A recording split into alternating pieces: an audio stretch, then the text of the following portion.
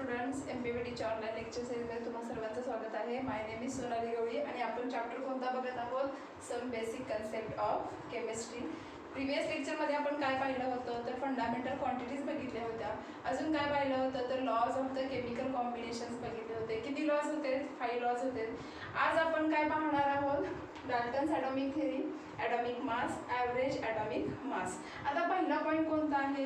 Dalton's atomic theory. आता ही जी काय Dalton's atomic theory आहे ती कशावर बेस्ड आहे तर laws of the chemical combinations. तर जे सायंटिस्ट आहेत डाल्टन यांनी काय केलेलं आहे तर ते 5 लॉज काय केलेले आहेत? कंबाईन केलेले आहेत आणि ते 5 लॉज कंबाईन करून त्यांनी त्याला काय नाव दिलेलं आहे? डाल्टन्स ॲटॉमिक थेरी हे नाव दिलेलं आहे.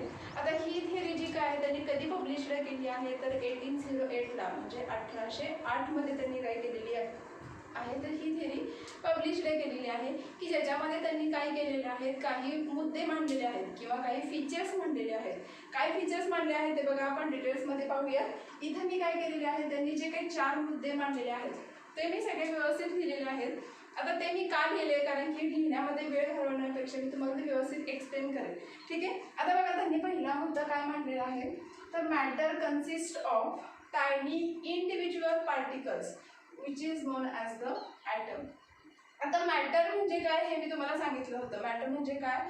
Which occupy the space and which have the mass. म्हणजे जो जागा व्यापतो आणि ज्याला मास आहे तो कोण असतो? मॅटर. तर हा जो काय मॅटर आहे तो काय कन्सिस्ट करतो तर टायनी. टायनी म्हणजे काय? अगदी लहान कण. त्याला आपण काय म्हणतो? Tiny particles. Tiny indivisible particle. आता इनडिव्हिजिबल म्हणजे कसं बघा की ज्याचं विभाजन करता येत नाही किंवा ज्याला सेपरेट करता येत नाही किंवा जर ज्याला तोडता येत नाही तर आपण काय म्हणतो? इनडिव्हिजिबल. आता याच्यामध्ये मी एक वर्ड वापरला आहे कोणता? ॲटम. म्हणजे हा जो काय मॅटर आहे तो टायनी आणि इनडिव्हिजिबल पार्टिकल पासून बनतो त्याला आपण काय म्हणतो? ॲटम म्हणतो. ठीक आहे. आता बघा दुसरा पॉईंट मी काय लिहिलेला आहे atoms of the same element have same properties including their mass and atoms of the different elements have different properties including their mass. बघा मी काय लिहिलेलं आहे तर atoms of the same element have the same properties including their mass and atoms of the different elements having the different properties including their mass. म्हणजे जर दोन element हे सेम असेल जर कंबाईन होणारे 2 एलिमेंट किंवा 2 ॲटम्स हे जर सेम असतील तर त्यांच्या प्रॉपर्टीज ह्या सेम असतात इन्क्लुडिंग देअर मास. म्हणजे त्यांच्या मासला इन्क्लूड करून किंवा त्यांच्या मासला गृहीत धरून. पण जर कंबाईन होणारे ॲटम्स हे किंवा एलिमेंट्स हे डिफरंट असतील तर त्याच्यामध्ये प्रॉपर्टीजसुद्धा कशा असतात? डिफरंट असतात इन्क्लुडिंग देअर मास. म्हणजे त्यांच्या मासला गृहीत धरून त्यांच्या प्रॉपर्टीज कशा असतात? डिफरंट असतात. बघा मी एखादे एक्झाम्पल सांगते म्हणजे तुम्हाला व्यवस्थित समजेल. आता इथं मी पहिला सेंटेन्स जे काय सांगितलेलं आहे त्याच्यावर आपण काय बघूया? पहिला एक्झाम्पल बघूया. आता मी काय सांगितलं जेव्हा same types of the elements हे कंबाईन होतात त्यावेळेस त्यांचा जो काय प्रॉपर्टीज असतात त्या कशा असतात? सेम असतात इन्क्लुडिंग देअर मास. म्हणजेच काय कन्सिडर करा हायड्रोजन. फॉर एक्झाम्पल कन्सिडर करा हायड्रोजन हा दुसऱ्या हायड्रोजन सोबत कंबाईन होतोय. म्हणजे हा जो काय पहिला एलिमेंट आहे तो कुणासोबत कंबाईन होतोय? सेम त्याच्यासारख्याच एलिमेंट सोबत. म्हणजे हायड्रोजन हा हायड्रोजन सोबत कंबाईन होतो. काय तयार होतं हे सगळ्यांना माहिती आहे तुम्हाला. काय तयार होतो? H2 तयार होतो की ज्याच्यामध्ये हा हायड्रोजन याचा मास किती आहे? 1 आहे. याचा मास किती आहे? 1 आहे. म्हणजे यांचा मास कसा आहे? सेम आहे. म्हणजे यांच्या प्रॉपर्टीज कशा असणार आहेत? सेम असणार आहेत. म्हणून आपण काय म्हणू शकतो atoms of the same element have same properties including their mass. ठीक आहे. आता नेक्स्ट पुढे काय लिहिले मी atoms of the different elements have different properties including their mass. याचं एक एक्झाम्पल बघूया. फॉर एक्झाम्पल हायड्रोजन असेल याला मी क्लोरीन सोबत रिॲक्शन केली काय तयार होणार आहे? तुम्हाला सगळ्यांना माहिती आहे काय? HCl. की ज्याच्यामध्ये हा जो काय एक एलिमेंट आहे हायड्रोजन किंवा हा जो काय ॲटम आहे तो कोणासोबत कंबाईन होतोय? क्लोरीन सोबत. हा हायड्रोजनचा मास किती आहे? 1. क्लोरीनचे किती आहे? 35. यांचे जे काय मास आहे तो कसा आहे? डिफरंट आहे. एलिमेंट्स किंवा ॲटम्स हे डिफरंट आहेत म्हणजे त्यांच्या प्रॉपर्टीज कशा असणार आहेत? डिफरंट असणार आहेत. म्हणून इथं आपण जे काय लिहिलेलं आहे ते इथं काय झालेलं आहे? सिद्ध झालेलं आहे. म्हणजे काय atoms of the different elements have different properties including their mass. ठीक आहे. आता पुढे बघा मी काय लिहिलेलं आहे compounds are formed when atoms of the different elements combine in a fixed ratio. म्हणजे कंपाऊंड हा तयार होतो पण कधी when atoms of the different element combine in a fixed ratio. बघा मी तुम्हाला एक लॉ सांगितला होता. कोणता लॉ सांगितला होता? तर लॉ ऑफ डिफायनाइट प्रपोर्शन. जो इथं काय केलेला आहे तोच इथं आहे, फक्त डिफरंट वर्ड मध्ये त्याला काय केलेलं आहे, एक्सप्लेन केलेलं आहे. तो लॉ काय सांगतो, जेव्हा ए आणि बी एलिमेंट असेल की ज्याच्यामध्ये एचा जो काय मास आहे किंवा ए एलिमेंट आहे तो कसा असतो, फिक्स्ड असतो. पण जो बी एलिमेंट आहे त्याचा मास कसा असतो, व्हेरिएबल असतो. जो की बी एलिमेंट हा ए एलिमेंट सोबत कंबाईन होतो, पण त्यांचा रेशो कसा असतो, सिंपल होल नंबर असतो. म्हणजेच याच्यामध्ये सुद्धा त्यांनी काय सांगितलेलं आहे, कंपाऊंड हा तयार होतो, पण कधी atoms of the different element हे फिक्स्ड रेशोमध्ये काय होतात, कंबाईन होतात. ठीक आहे. फॉर एक्झाम्पल बघूया म्हणजे तुम्हाला व्यवस्थित समजेल. आता फॉर एक्झाम्पल कन्सिडर करा हायड्रोजन. ठीक आहे. हायड्रोजन हा कंबाईन होतो कुणासोबत, ऑक्सिजन सोबत. त्यावेळेस त्याच्यापासून काय तयार होतो, H2O. इथे हायड्रोजन किती आहेत, 2 आहेत. म्हणजे याच्यामध्ये हायड्रोजन किती आहेत, 2 आहेत. म्हणजे यांचा रेशो कसा आहे, तर याच्यामध्ये हायड्रोजन किती आहे, 2, ऑक्सिजन किती आहे, 1. म्हणजे यांचा रेशो कसा आहे, फिक्स्ड 2:1. म्हणजे कुठलाही वॉटर मॉलिक्यूल तयार करण्यासाठी त्यांचा फिक्स्ड रेशो असतो. कुणाचा, हायड्रोजन आणि ऑक्सिजनचा किती असतो, 2:1. अजून एखादं एक्झाम्पल कन्सिडर करा. For example CO2. आता CO2 म्हणजे काय, कार्बन डायऑक्साईड. आता कार्बन डायऑक्साईड कसं तयार होतो, तर कार्बनची रिॲक्शन ही ऑक्सिजन सोबत होते, त्याच्यापासून तयार काय होतो, कार्बन डायऑक्साईड. की ज्याच्यामध्ये कार्बन किती इथं आहे, 1 आहे. इथं ऑक्सिजन किती आहे, 2 आहे. म्हणजे यांचा रेशो कसा आहे, फिक्स्ड आहे. म्हणजे CO2 तयार होण्यासाठी यांचा फिक्स्ड रेशो, कार्बन आणि ऑक्सिजनचा रेशो किती आहे, फिक्स्ड आहे. तर आपण काय म्हणतो, तर जेव्हा कंपाऊंड तयार होतो त्यावेळेस त्यांचा रेशो कसा असतो, फिक्स्ड असतो. किंवा अजून एखादं एक्झाम्पल कन्सिडर करा. H2SO4 घ्या.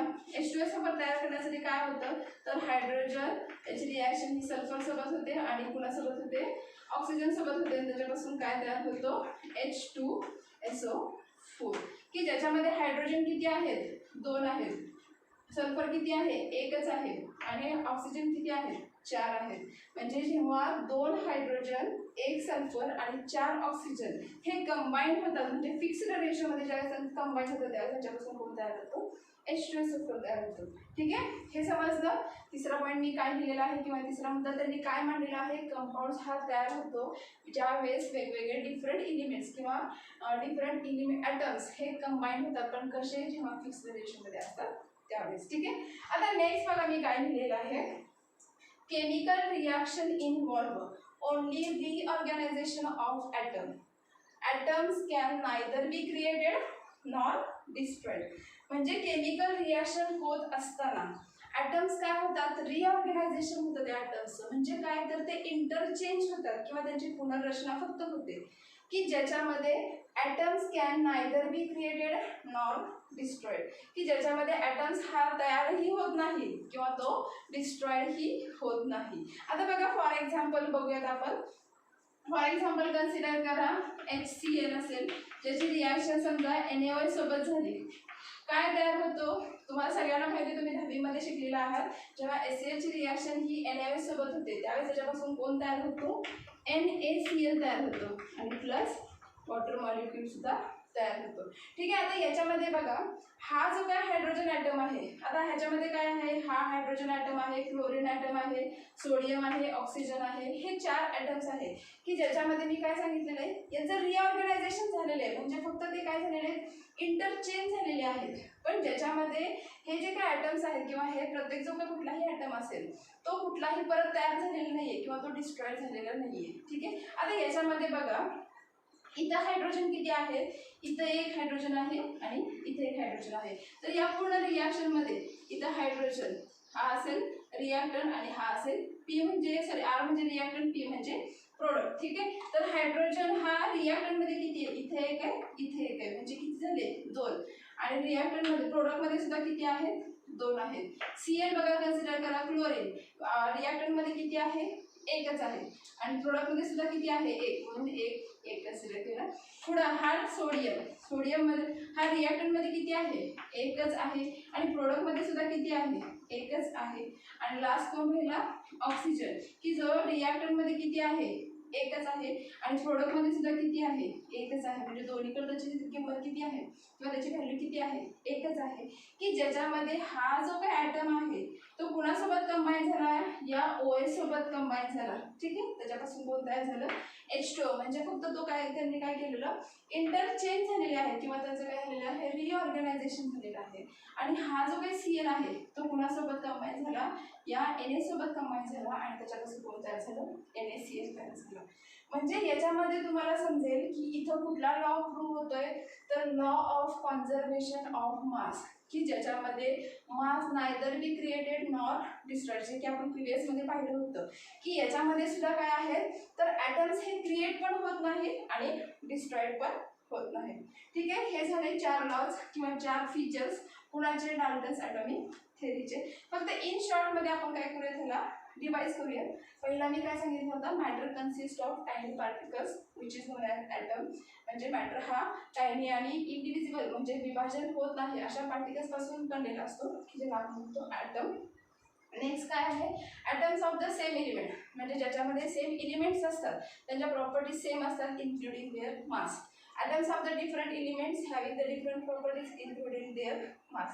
म्हणजे जर atoms हे डिफरंट असतील त्यांचं मास हे डिफरंट असतं म्हणजे त्यांच्या प्रॉपर्टीज कशा असणार आहेत डिफरंट असणार आहेत. तिसरा मुद्दा काय बघितला होता कंपाऊंड्स हा तयार होतो पण कधी जेव्हा डिफरंट atoms हे कंबाईंड होतात कसे फिक्स्ड रेशोमध्ये. म्हणजे compounds are formed when different atoms are combined in a fixed ratio. आणि लास्ट मध्ये काय सांगितलं होतं मी chemical reaction only involve the reorganization of the atoms in which atoms can neither be created nor destroyed. म्हणजे chemical रिॲक्शनच्या वेळेस फक्त काय होतं की रिऑर्गनायझेशन होतं ॲटमचं किंवा इंटरचेंज होतात की ज्याच्यामध्ये ॲटम हा नवीन तयारही होत नाही आणि डिस्ट्रॉयडही होत नाही.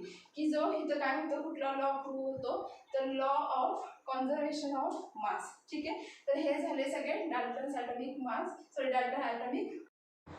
चला बघा नेक्स्ट पॉईंट काय आहे ॲटॉमिक मास. आता हा पॉईंट चालू करण्यापूर्वी ह्या पॉईंटशी रिलेटेड जे काही बेसिक कन्सेप्ट आहे तो अगोदर मी तुम्हाला सांगणार आहे कारण की तो बेसिक कन्सेप्ट कदाचित किंवा मे बी तुम्हाला माहीतही असेल पण तो सांगणं इथं गरजेचं आहे कारण की याच्या बेस्ड पुढचा पॉईंट हा तुम्हाला व्यवस्थित समजेल. ठीक आहे, आता पहिल्यांदा आपण बघूयात पॉईंट कुठला टाकला मी ॲटॉमिक मास. पण त्याच्या अगोदर आपल्याला काय बघायचे तर ॲटम म्हणजे काय. आता मगाशीच मी सांगितलं तर ॲटम हा कसा असतो तो टायनी पार्टिकल असतो इंडिव्हिजिबल असतो किंवा त्याची परफेक्टली डेफिनेशन काय तर smallest particle which cannot be subdivided किंवा tiny particle which cannot be subdivided or which is indivisible म्हटलं तरी पण चालेल. तर इथं डेफिनेशन काय घ्यायची तुम्हाला तर smallest particle which cannot be subdivided or indivisible लिहिलं तरी पण चालेल. बघा मी डेफिनेशन काय सांगितलं तर स्मॉलेस्ट पार्टिकल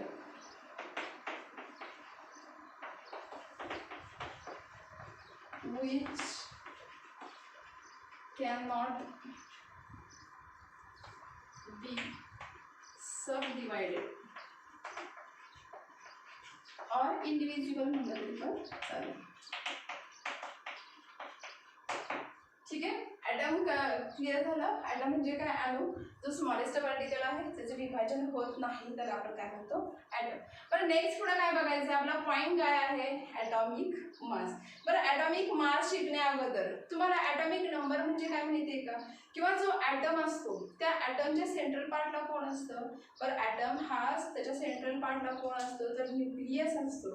बघा मी काय सांगते कन्सिडर करा हा एखादा ॲटम आहे की ज्याच्या सेंट्रल पार्टला कोण आहे न्यूक्लियस असतो. याला आपण काय म्हणतो न्यूक्लियस म्हणतो.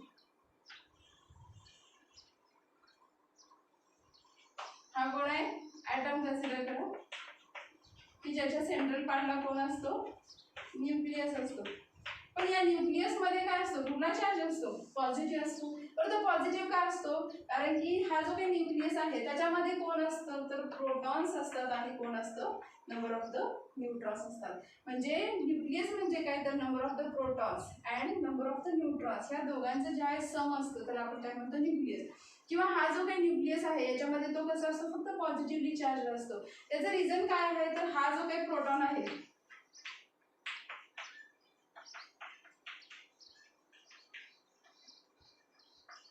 किंवा म्हटलं जातं न्यूक्लियस इज पॉझिटिव्हली चार्ज. तर का तो पॉझिटिव्हली चार्ज असतो? प्रोटॉन. आता पहिल्यांदा बघूयात आपण प्रोटॉन. प्रोटॉन म्हणजे काय? ज्याच्यावर पॉझिटिव्ह चार्ज असतो. त्याच्यावर चार्ज कुठला असतो?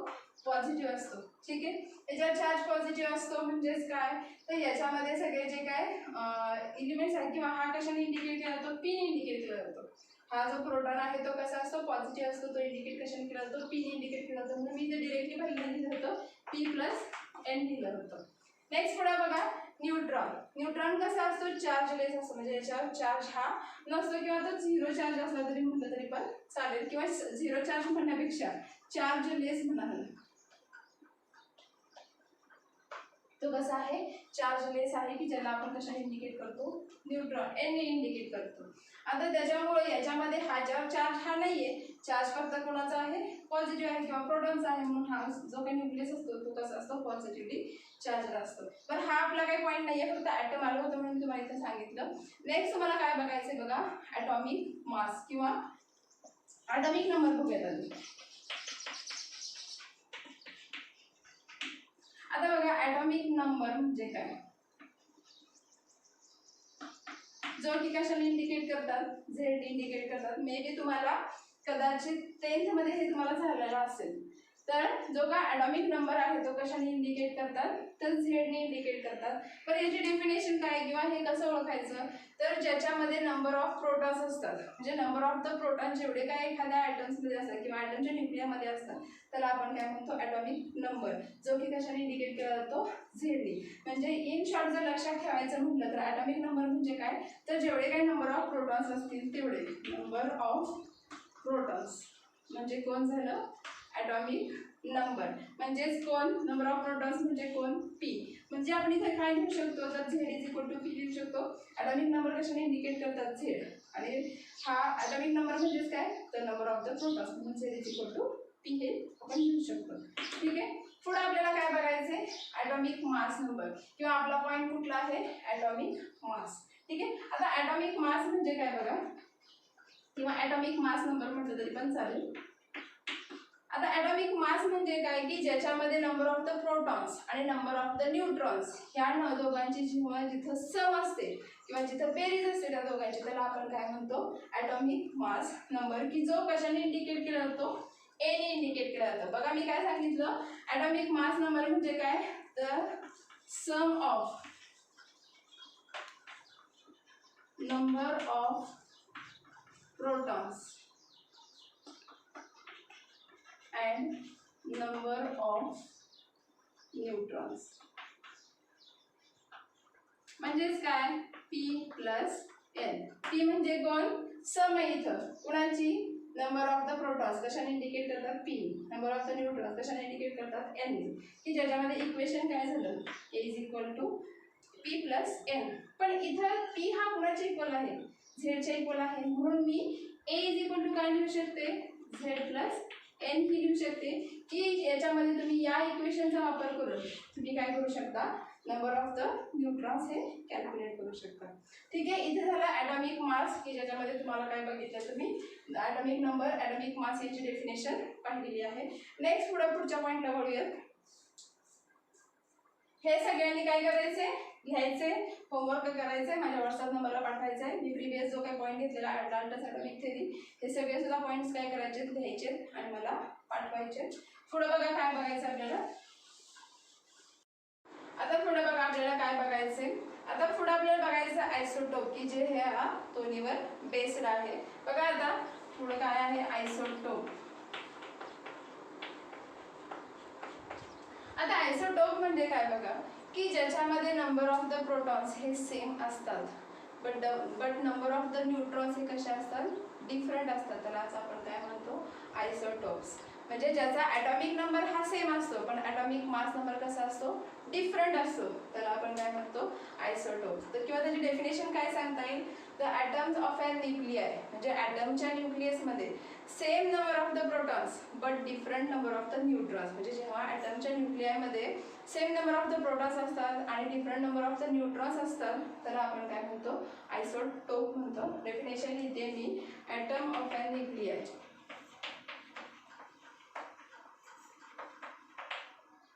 having same number of proton but different number of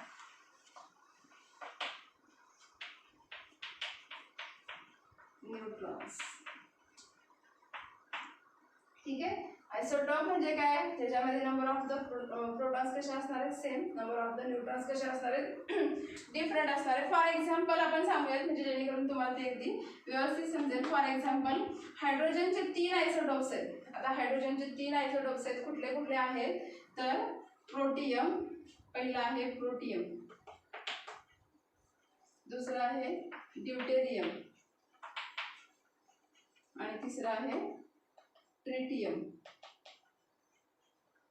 की ज्याच्यामध्ये हा प्रोटियम हायड्रोजन 3 आयसोटॉप्स आहे म्हणून इथं H, इथं H, इथं पण Hच. बरं, मी आयसोटॉप म्हणजे काय सांगितलंय, ज्याचा ॲटॉमिक नंबर किंवा नंबर ऑफ द प्रोटॉन्स कसे असणार आहेत, सेम असणार आहेत.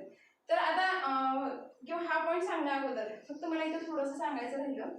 आता बघा, कुठलाही एलिमेंट असेल त्याच्यामध्ये जो काही एलिमेंट आहे, कन्सिडर करा हा X हा एलिमेंट आहे. बघा, हा पॉईंट सांगण्या अगोदर इथं हे सांगणं फार गरजेचं होतं, जो की माझ्याकडून ते राहिलं. आता X हा एलिमेंट असेल की ज्याच्यामध्ये A हा कोण असतो, ॲटॉमिक मास नंबर असतो, आणि Z हा कोण असतो, ॲटॉमिक नंबर असतो. बघा, तर ह्याचं इंडिकेशन आता इथे मी काय लिहिणार आहे तर याच्यावर बेस्ड लिहिणार किंवा याच्यासारखंच लिहिणार आहे.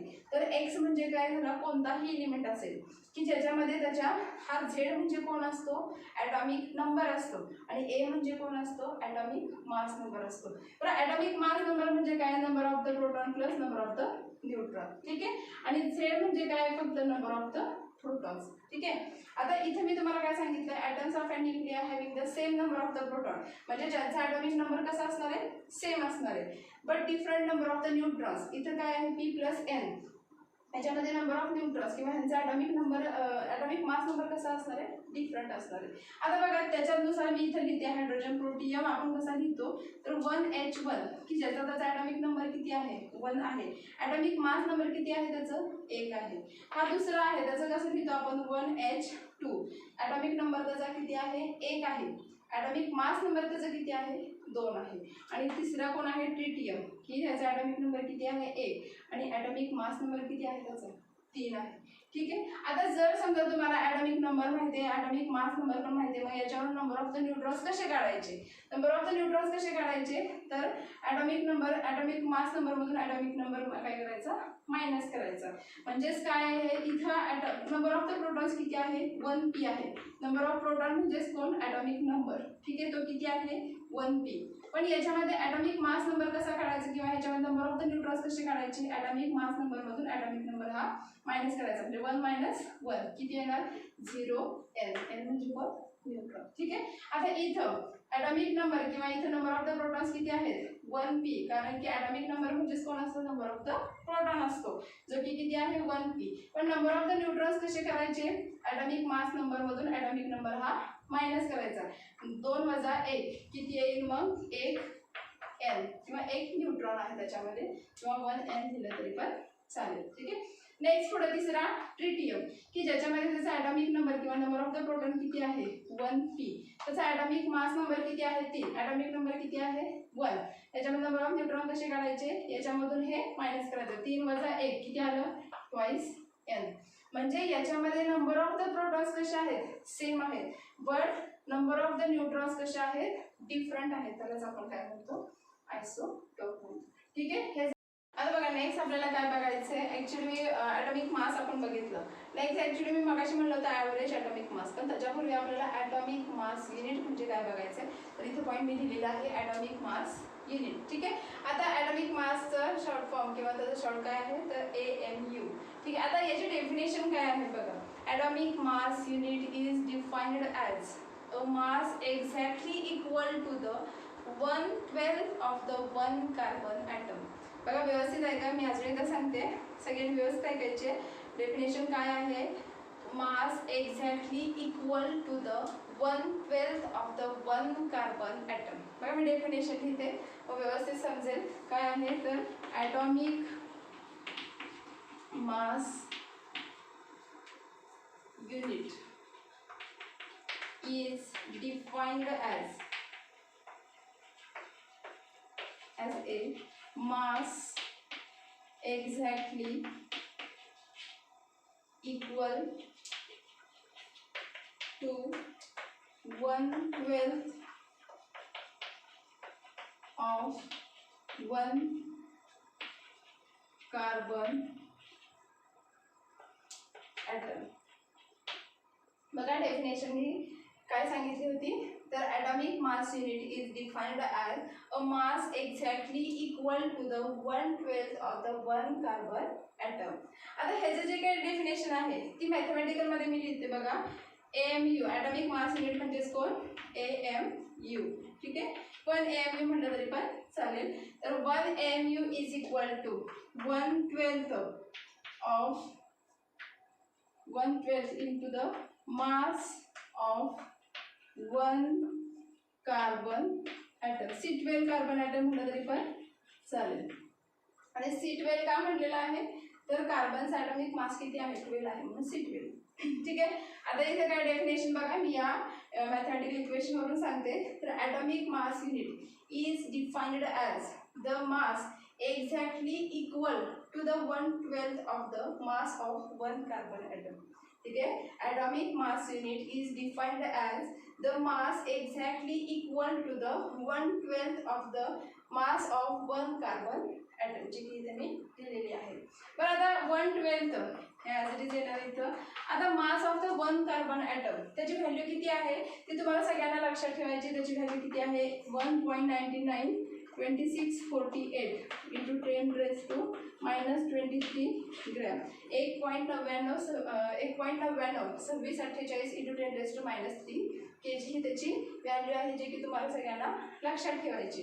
आणि ज्यावेळेस यांचं तुम्ही कॅल्क्युलेशन करता त्यावेळेस त्याची व्हॅल्यू किती आहे तर 1.66056 into 10 raised to -24 ग्रॅम. जेव्हा तुम्ही याचं कॅल्क्युलेशन करता त्यावेळेस तुम्हाला त्याची व्हॅल्यू काय मिळेल तर 1.66 into 10 raised to -24 ग्रॅम. म्हणजेच काय तर 1 AMU इज इक्वल टू एवढी त्याची व्हॅल्यू आहे की जी ही व्हॅल्यू यूज करून तुम्हाला काय करायचं आहे त्याच्यामध्ये कॅल्क्युलेशन्स तुम्हाला किंवा त्याच्यामध्ये न्यूमेरिकल सॉल्व करायचे. बरं आता एवढं सगळं मी एक्सप्लेन केलं पण त्याच्यामध्ये एक प्रॉब्लेम किंवा एक शंका तुम्हाला आली असेल. बरं इथं हे जे काय ॲटॉमिक मास युनिट आहे हा C12 किंवा कार्बन ॲटम सोबतच का कम्पेअर केलं. बरं 1961 पूर्वी हायड्रोजनला काय केलं होतं स्टँडर्ड मानलं होतं की ज्याचं मास हे अदर एलिमेंटच्या मास सोबत काय केलं होतं कम्पेअर केलं होतं. पण 1961 नंतर त्यांनी काय केलं हायड्रोजनचं जे काही स्टँडर्डनेस आहे ते कुणाला दिलं कार्बनला दिलं की याचं जे काही कार्बनचं मास आहे ते अदर एलिमेंटच्या मास सोबत काय केलं जातं कम्पेअर केलं जातं. म्हणून आपण इथं काय केलं 1/12 म्हणजे कार्बन ॲटमला वापरलं आहे. ठीक आहे तर हा झाला atomic mass unit. Next point आता बघा आपण पॉईंट कुठला बघितला होता ॲटॉमिक मास युनिट की ज्याच्या बेसला आपल्याला काय करायचं एक प्रॉब्लेम बघायचा आहे की ज्याच्यामध्ये मी तुम्हाला मगाशी सांगितलं होतं 1 AMU हा कुणाच्या इक्वल आहे 1.66056 into 10 raised to -24 ग्रॅमच्या इक्वल आहे. तर AMUच्या ऐवजी तुम्ही नोटेशन DA ही यूज करू शकता किंवा U हे सुद्धा यूज करू शकता. ठीक आहे आता नेक्स्ट पुढं काय आहे बघा आता प्रॉब्लेम काय आहे तर mass of an atom of an atom of an oxygen in gram is 26.56896 into 10 raised to -24 gram. म्हणजे तुम्हाला मास दिलेलं आहे कुणाचं ऑक्सिजनचं ग्रॅम मध्ये दिलेलं आहे जे एवढं आहे. What is the mass of the oxygen in you म्हणजे तुम्हाला मास जे काय आहे ऑक्सिजनचं ते कशामध्ये काढायचे यू मध्ये काढायचे. मगाशी मी तुम्हाला सांगितलं AMU किंवा DA आणि U हे तिन्ही सुद्धा कसे आहेत सेम आहेत. आता बघा हे जे काही प्रॉब्लेम आहे तो तुम्हाला रिलेटिव्ह मेथड यूज करून काय करायचं आहे सॉल्व्ह करायचं आहे. आता याच्यामध्ये बघा तुम्हाला दिलेले आहे तुम्हाला मी तिथे मगाशी सांगितलं आहे 1.66.056 into 10 raised to -24 ग्रॅम हा कुणाच्या इक्वल आहे 1 AMUच्या इक्वल आहे अदरवाईज 1 Uच्या इक्वल आहे तो. ठीक आहे तर हे जे काही मास आहे ते किती आहे 26.56896 into 10 raised to -24 ग्रॅम बरोबर किती म्हणजे एवढं जर व्हॅल्यू असेल तर हा कुणाच्या इक्वल असतो 1 यूच्या इक्वल असतो. तर मास एवढा असेल तर तो कुणाच्या इक्वल असेल म्हणजे तुम्हाला x म्हणजेच कुणाचं मास ऑफ ऑक्सिजन काढायचे. तर याच्यामध्ये काय करणार क्रॉस मल्टिप्लिकेशन. तर x बरोबर काय लिहिता येईल आपण तर 1u इंटू 26 पॉईंट म्हणजे 1u यांचं मल्टिप्लिकेशन ॲज इट इज येणार आहे म्हणून मी डायरेक्ट काय लिहिते 26.56896 into 10⁻⁻24 gram divided by 1.66056 into 10⁻⁻24 gram. याच्यामध्ये काय आहे इंटू 1 मिलियन. ठीक आहे. तर या 24ला हा 24 कॅन्सल, ह्या ग्रॅमला हा ग्रॅम कॅन्सल, 1 मिलियन. तर याच्यामध्ये यांचं काय करायचं तुम्हाला कॅल्क्युलेशन करायचं. आता हे कॅल्क्युलेशन तुम्ही डिरेक्टली करू शकत नाही. याच्यासाठी तुम्हाला काय करायचं आहे लॉग टेबल यूज करायचं आहे. पण तो लॉग टेबल कसा यूज करायचा ते तुम्हाला मी पुढच्या लेक्चरमध्ये सांगेन. तर लॉग टेबलचा यूज करून तुम्हाला काय करायचं आहे याची व्हॅल्यू ही सॉल्व्ह करायची किंवा याचा हा कॅल्क्युलेट करायचा आहे. तर त्याची व्हॅल्यू किती येते 16.0 यू. ठीक आहे. तर एक्सची व्हॅल्यू तुम्हाला किती आली 16.0 यू म्हणजे एक्स म्हणजेच कोण आहे तर mass of the oxygen in U. तर मास ऑफ द ऑक्सिजन ते कंप्लीट करायचं सेंटेन्स तुम्ही mass of the oxygen is equal to 16.0 U. ठीक आहे. तर आजचं लेक्चर आपण इथं थांबूयात. ॲव्हरेज ॲटॉमिक मास आपण नेक्स्ट लेक्चरला पाहूयात आणि हा सगळा होमवर्क तुम्ही करायचा आहे माझ्या व्हॉट्सअप नंबरला पाठवायचा आहे. Thank you so much.